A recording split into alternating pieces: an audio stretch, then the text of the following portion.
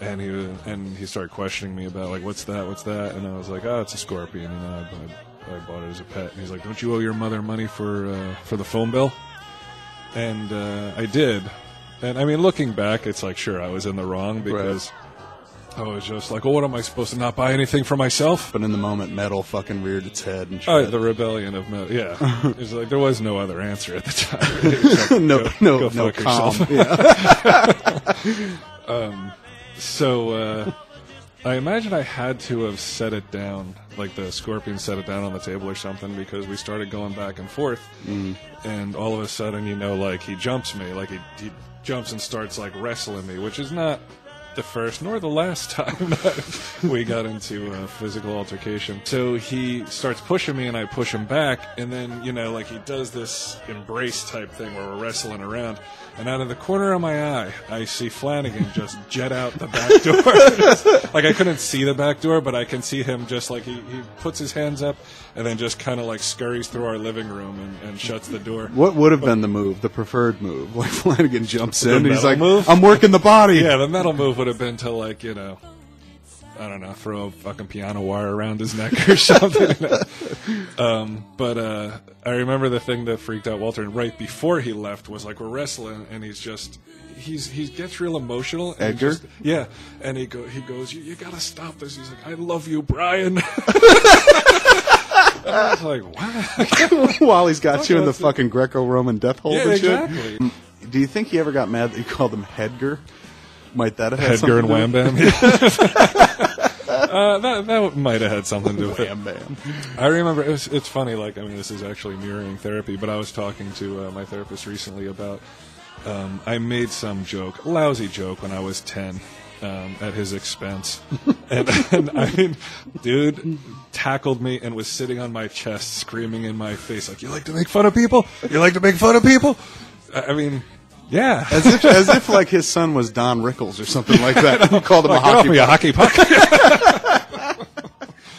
I remember when I was in the delivery room when we were having Harley, like the nurse, the doctor, it was a woman. The doctor was like, "You want to cut the cord?" And I was like, "Okay." And she's like, "There's a chair behind you." She delivered the baby, and then they deliver the placenta. Comes out afterwards, like this big hunk of meat that comes out. But there's before the placenta comes, you know you got to cut the cord between the kid and the placenta. And the doctor was like, you're going to cut it, but I'm going to tell you there's a chair behind you that, you know, if you need to pass out, fall that way. And I'm like, really? You think I'm going to pass out? And she's like, it happens a lot. And this is a discussion is going on while my wife is just Man, I'm not a puss. Yeah, I'm like, look, I'm metal. I can fucking baby, bloody baby. So she hands me a fucking what looks like a pair of scissors that you would find like in your desk drawer, and she goes, cut it. Cut the cord. Like, do it, faggot. Like, not like that. But she was like, cut the cord, go ahead. And I go to cut it, and I realize that I've never cut flesh or meat in my life. It's my iPhone. And here I am cutting, like, you know, sinew, tissue. And it didn't cut very easily at first. Like, I had to do it. I couldn't. What kind of scissors? Were they kind of like those little black handles, or almost, dude? Like almost those. But it wasn't like, you know, I couldn't. I was so pussied. No strength, no upper body strength or lower arm strength. I couldn't do it using in one both cut. hands to squeeze. I wasn't like the little tailor, like 7 in one blow. Like, I had to fucking cut it, and then it was like open, and then I had to like fucking do it again because the doctor gave me a look like, "What are you? Come on, man. Come on, don't be so weak here."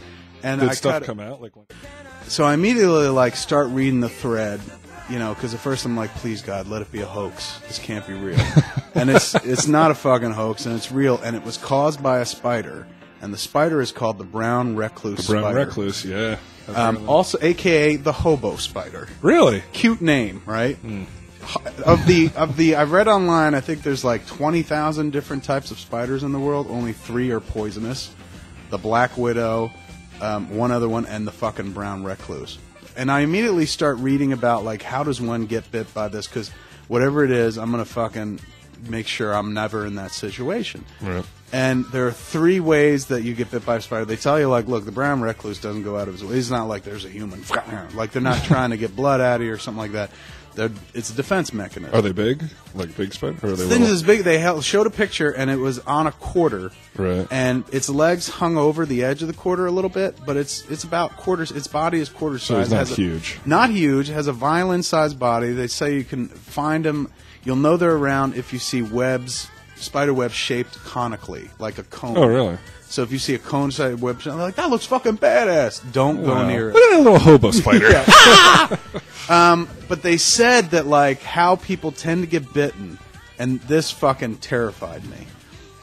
You take your clothes off, you put them on the floor, later on you put your clothes back on. Right. A spider has crawled in, a brown recluse, a hobo, if you will, has crawled into your clothes, and then, not waiting for you, not like soon there will be human flesh, right. But the moment, it's looking for refuge or whatever, and you go to put on your clothes, not knowing it's in there, and, it's caught between your clothes and your skin, and so, of course, its defense mechanism is to bite you. Right. And they say that you would barely feel the bite. It's not like you'd be like, ah! Like you're fucking suddenly someone's ripped your spine Bit by out. a dog or something. Yeah, and you're fucking melt into a fucking sack of flesh.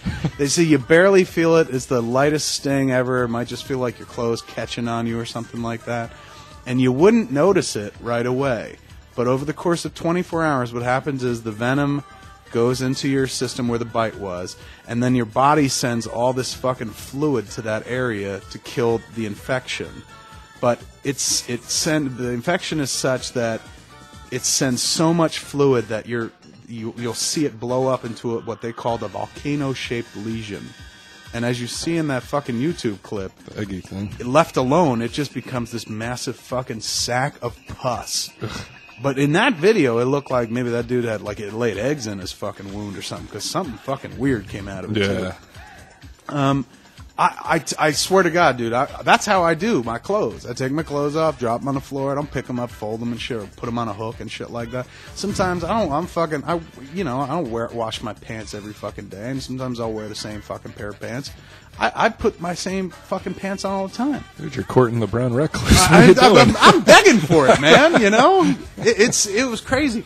So I could not fucking sleep to save my life, dude. I was just like, I immediately went into my closet, picked everything up off the floor, and I'd had a huge pile of clothes on my floor because we had just gotten back, and I'd unpacked from my suitcase, but I hadn't put everything back in place. And I was like, I'll just keep grabbing it from the floor until it's gone. Immediately put all that shit away. I'm shaking my clothes out like, I had the cure for fat in them somewhere. I immediately shut and lock all the windows.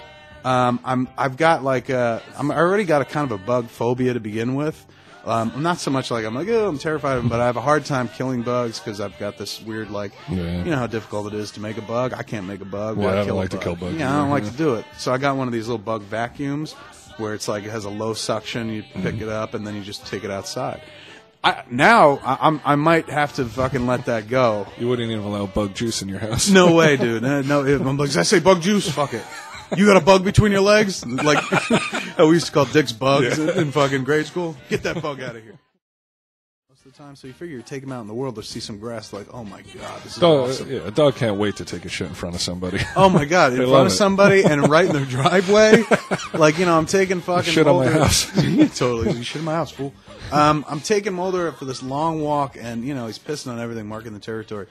But he must sense that we're getting, like, close to getting home. Because the route I take is about 1.5 miles or something like that. It's up the hill and then back down the hill. We're like maybe less than a block from the house, and I think he senses it or sees it because he's like, fuck. And the dude stops and is just like, ugh! And squeezes out the fucking shit that ain't ready to be shit. Right. Like it's still like an embryonic shit, and it's just all moist and not hard and formed and shit like that. And like I'm not a guy that walks around with bags anyway, but if I was, I couldn't pick that up. Oh yeah. There's nothing to do with it and shit. And then You need like a turkey baster to get it up. and then you gotta like look around and make sure like nobody's around and shit, so you can do the just walk away kind of move. Mosier got busted doing that once. What, walking away from dog shit? He forgot it. He forgot about, or no, his old dog Wolfie. Like he always brought 2 bags because Wolfie had to shit twice constantly, and one time he only brought 1 bag, and so Wolfie snuck off by some tree and comes back to Mo starts walking away, and he hears some guy go, "What are you just gonna leave it there?" And I mean, Moser of all people is like, He's like, huh? What? Yeah. No, of course not. The most courteous guy ever. Totally. The one time he forgot the bag, he got called on it. And not the dude who would be like, yeah, I'm going to leave it there and just keep walking. Fucking do something, motherfucker. Yeah, you pick it up. That's your problem now.